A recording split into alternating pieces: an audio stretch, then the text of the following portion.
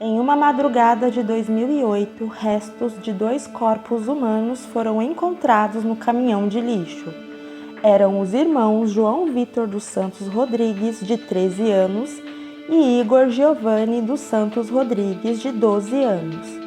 Eles já tinham pedido ajuda, implorado para não voltar para casa, mas foram ignorados e tiveram suas vidas tiradas pelas mãos da madrasta e do próprio pai. Hoje contaremos a história dos irmãos asfixiados de Ribeirão Pires.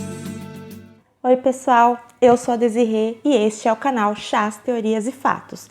Toda semana eu trago biografias, casos criminais, sobrenaturais, rodeados de teorias e mistérios. Então se você gosta desse tipo de conteúdo, já se inscreve no canal para não perder nenhum vídeo. Esse caso aconteceu cerca de 6 meses, mais ou menos, depois do caso dos Nardones. Mas diferente do caso da Isabela Nardoni, parece que ele caiu no esquecimento muito rápido. As pessoas não falam mais sobre, não se lembra disso. E fica o questionamento já logo de cara do porquê de não ter tido a mesma relevância na mídia, a mesma cobertura, enfim. Eu não esqueci esse caso. Esse caso sempre esteve na minha mente, na minha memória.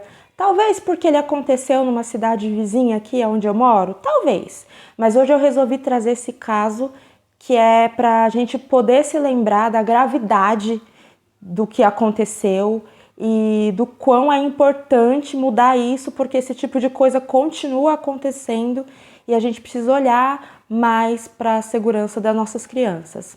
Então vamos aos acontecimentos.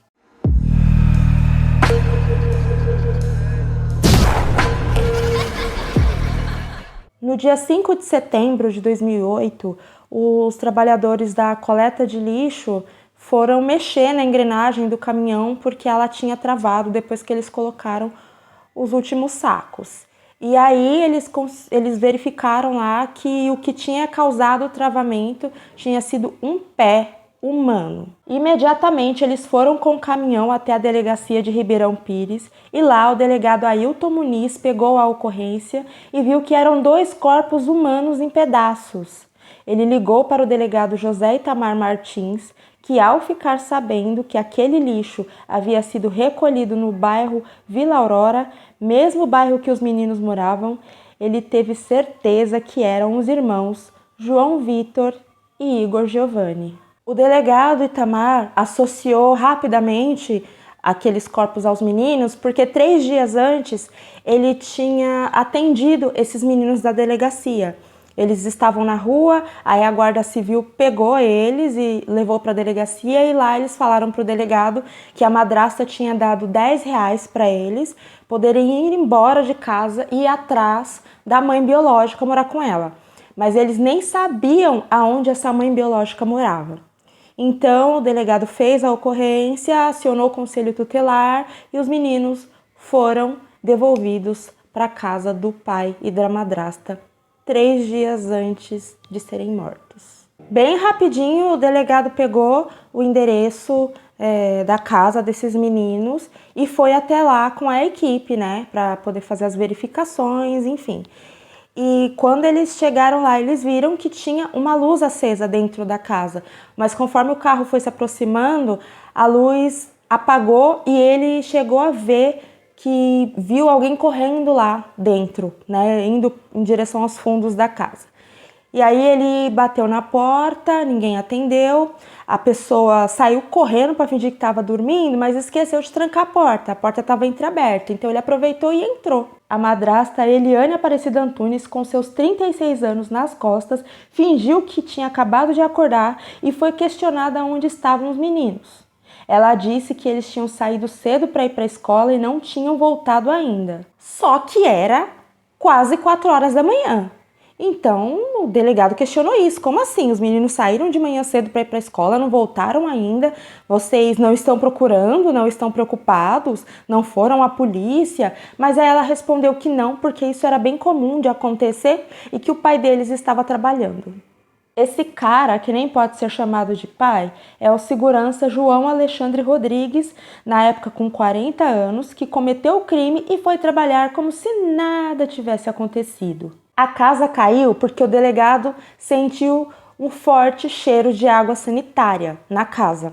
E ele pediu para poder olhar os outros cômodos. E aí ele identificou que todos os cômodos da casa estavam lavados e muito bem lavados. Aí o delegado pediu para ela abrir uma porta que dava acesso aos fundos da casa.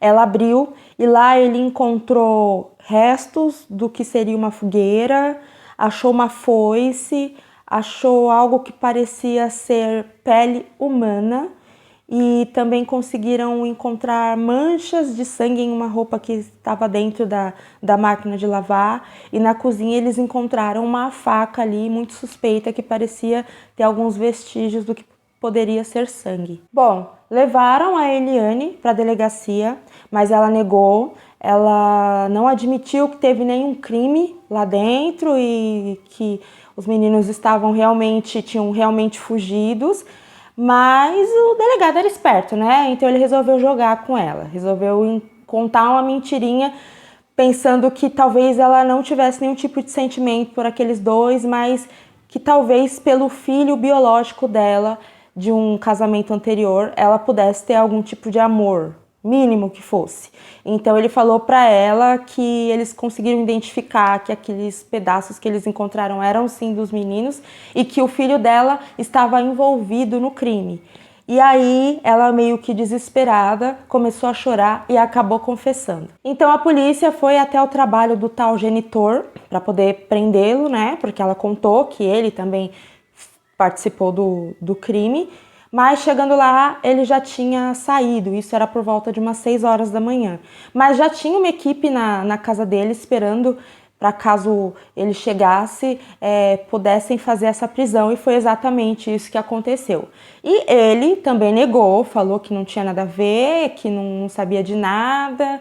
E aí, como não estava conseguindo arrancar nada dele, os policiais tiveram a ideia de levá-lo para reconhecer, né, os corpos ali, ou os pedaços, né, enfim, para ver como ele ia reagir, né?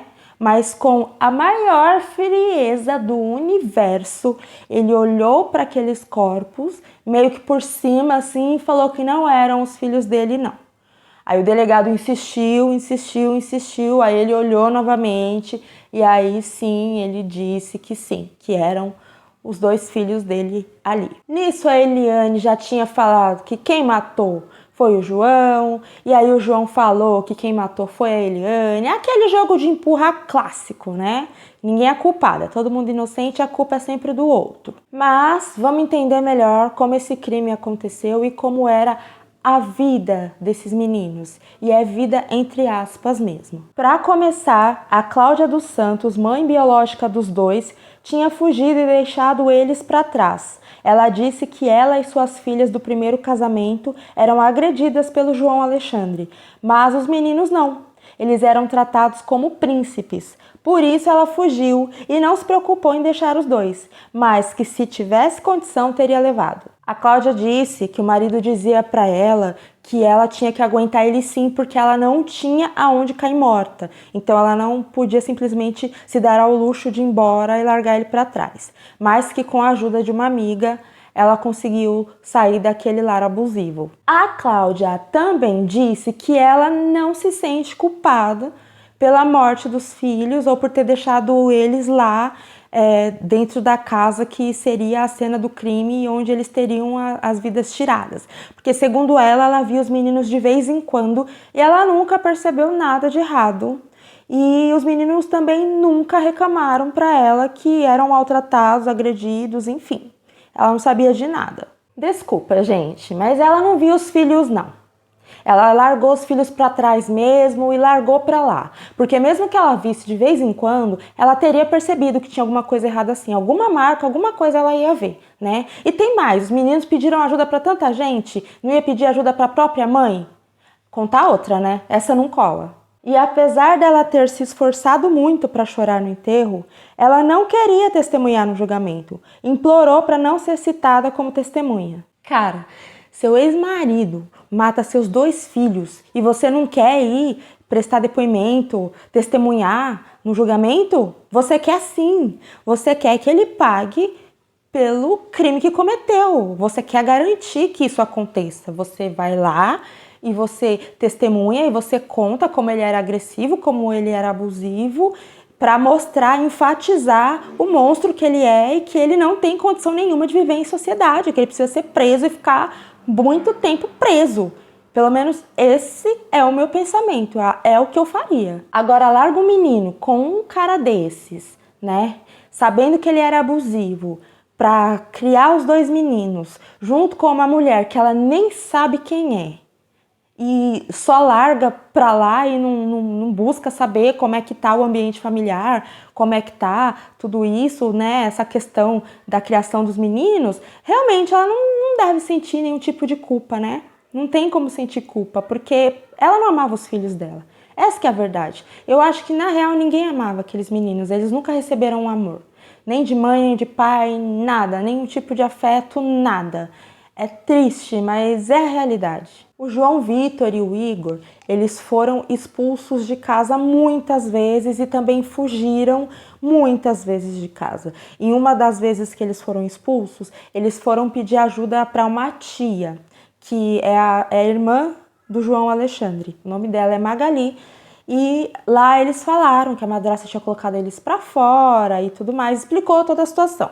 E ela pegou e ligou pro irmão dela pra contar o que tinha acontecido. Mas aí a bonita da Eliane, ela disse que era mentira, que ela não tinha feito nada disso. E o babaca do João Alexandre acreditou nela. E aí a madrasta foi lá e buscou os dois meninos e levou de volta pra casa.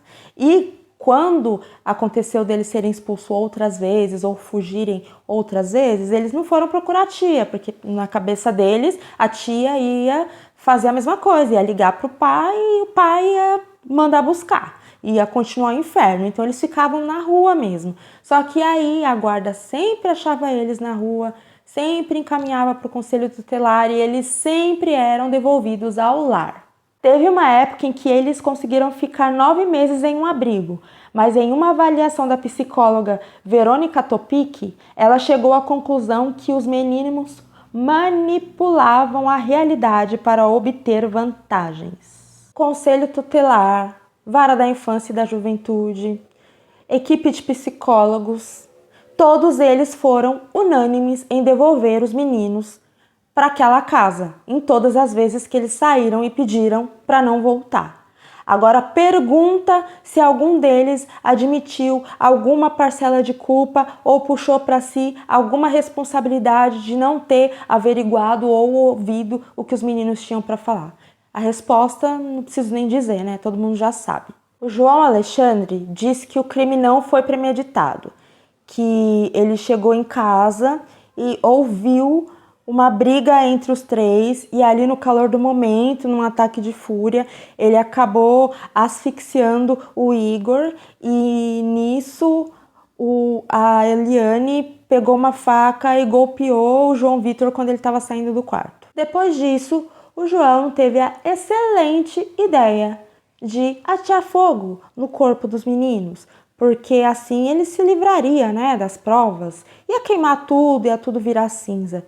Mas aí primeiro ele colocou um saco plástico na cabeça dos meninos, porque ele não ia conseguir fazer isso olhando para o rosto deles. Acho que é um pouco tarde para se preocupar com qualquer tipo de emoção que possa surgir, né? Enfim, tacou querosene, atearam fogo, mas obviamente que a fumaça ia começar a chamar atenção e o fogo ali ia demorar para fazer o serviço e nem ia ter o resultado que eles queriam. Então, preferiu apagar aquele fogo ali e terminar o trabalho de outra forma. Com uma faca, pediu para Eliane abrir os meninos e retirar as vísceras. E aí as vísceras eles jogaram no vaso sanitário. João jogou no vaso sanitário. E depois, com uma foice, passou a separar os pedaços. E a Eliane distribuiu os pedaços em 5 sacos de lixos diferentes e foi colocando ali nas ruas próximas, 2 quadras depois, 1 quadra depois, para poder o caminhão de lixo levar e recolher como se fosse ali um lixo comum. E ela acreditou que assim iria passar desapercebido. E provavelmente iria. O que estragou, vamos dizer assim, o resultado do plano deles mais foi o fato de que a coleta passa ali já tarde, por volta das 11 horas da noite, então o caminhão já estava cheio, já estava no final da rota. Então, se o caminhão tivesse vazio, provavelmente a engrenagem não teria travado, teria sido tudo triturado ali e seria muito difícil eles encontrarem alguma coisa depois. As vísceras dos meninos só foram encontrados cerca de uma semana depois, durante a reconstituição do crime. Porque a equipe que estava lá, a equipe de polícia e perícia, enfim, toda a equipe técnica, sentiu um cheiro muito forte de putrefação na casa. Então, eles resolveram verificar a rede de esgoto da casa, os encanamentos, e aí eles acharam as vísceras dos meninos lá. Em 2010, eles foram julgados, e como todo bom julgamento do tribunal do júri, foi aquele Deus nos acuda, aquela palhaçada de defesa a qualquer custo.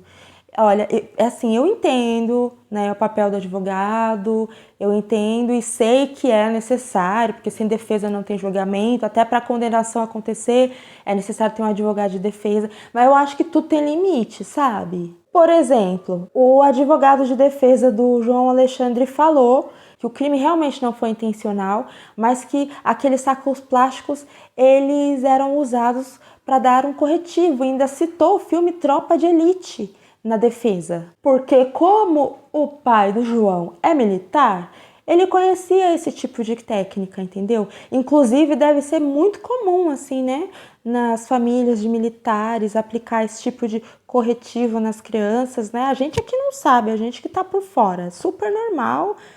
Deveríamos começar a adotar isso também. Francamente, eu teria vergonha de usar esse tipo de argumento. Durante o júri, eles leram uma carta que o João Vitor escreveu, que na verdade é uma lista de desejos. E ele escreveu essa lista em uma das avaliações psicológicas que ele teve. Olha só o que ele escreveu. Queria ter uma vida tranquila. Queria ter minha mãe.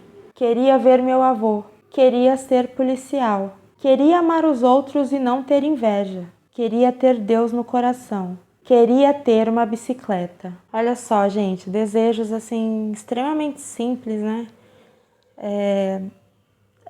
Não tem nem o que falar. Não tenho o que falar assim dessa carta. Não tem o que falar. O casal de monstros foi condenado por duplo homicídio quadruplamente qualificado, ocultação e destruição de cadáver e fraude processual, e estão cumprindo pena na cadeia de Tremembé. Eliane foi condenada a 59 anos e o pai a 67 anos porque teve um aumento na pena pelo crime ter sido cometido contra os próprios filhos. É uma pena que nenhum deles vai cumprir todo esse tempo na cadeia, né? Tem o teto de 30 anos, tem as progressões de penas, e aí vem os benefícios. Já estou até imaginando o João Alexandre saindo lindo e belo na saidinha do Dia dos Pais. E às vezes, quando a gente vê casos assim, a gente se consola um pouco mais quando a gente vê um propósito, né? Um motivo para aquilo ter acontecido, porque serviu de lição para que criassem uma lei, para que olhassem melhor por aquele fato, mas não é esse o caso, porque a gente teve muitos outros casos iguais, parecidos com esse, não se aprendeu nada com o caso desses meninos. A gente tem o caso, por exemplo, da menina Sofia do Mato Grosso do Sul. O pai dela pediu ajuda 7 vezes e ele foi ignorado porque ele era casado com outro homem. E então eles acharam que por ele ser homossexual não poderia criar a filha, mas ela estaria viva, né, se tivesse ido para ele. Tem também o caso do menino Bernardo, né, que super conhecido aí, que ele chegou aí na frente de um juiz, pedir pelo amor de Deus me ajuda e não deu em nada. Não deu em nada, ele foi para casa e foi assassinado também. Eram crianças que atrapalhavam o relacionamento de alguma forma na cabeça deles, tinha que se livrar deles. Eu acho que tinham que pegar todos os funcionários, os conselheiros tutelares, pessoal da vara da infância e da juventude, mas é toda a equipe mesmo, incluindo os psicólogos, pedagogos, todo mundo. Fazer um catado desses casos assim, sabe? Para poder olhar, olha onde o conselho tutelar, olha onde o juizado errou, para poder corrigir, né? E evitar que esse tipo de coisa aconteça, porque parece que ninguém liga, essa que é a verdade, ninguém liga. Esse é um caso que sempre vai trazer revolta. Toda vez que eu falar deles, eu vou ter esse sentimento de revolta, sempre vai ser assim. Mas comentem aí, o que vocês acharam desse caso, se vocês concordam que existem mais culpados do que esse casal, né, que é o meu pensamento, muitas outras pessoas deveriam ser punidas. Escreve aí nos comentários qual é a opinião de vocês. Se você ficou comigo até aqui, meu muito obrigado. Se puder, deixa o like e se inscreve no canal que me ajuda bastante. Eu vou ficando por aqui, um super beijo e até o próximo vídeo. Tchau!